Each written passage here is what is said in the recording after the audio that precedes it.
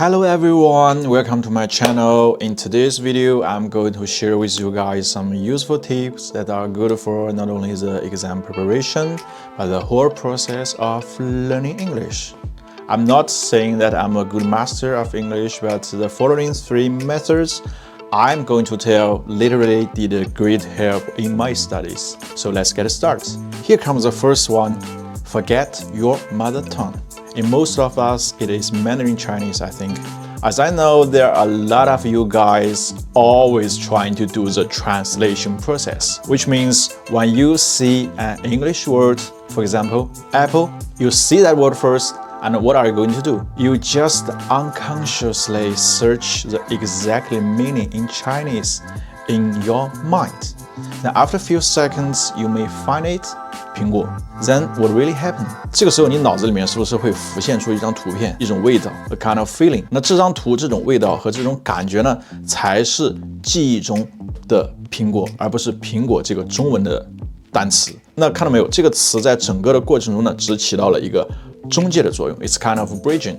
So when you're trying to remember the word apple, the right way is to directly build the path from the English word to the image in your mind. Just skip the translation step I have just mentioned. It is more like sort of the same image but 2 different parallel paths. One is 苹果 in Chinese, and the other one is apple in English. If you're doing things in this way, then you will find it becomes more and more effective when you're dealing with vocabularies and reading stuff in your future learning.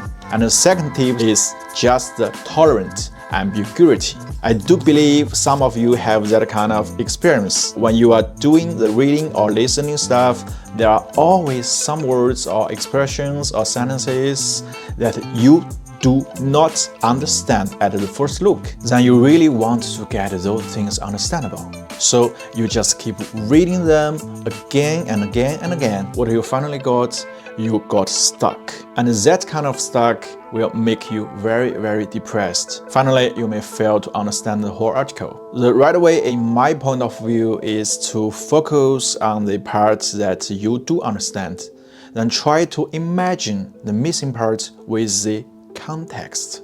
Because English is just kind of language, and a language is developed by humans to describe things that are happening around us. So just use your common sense to imagine and guess.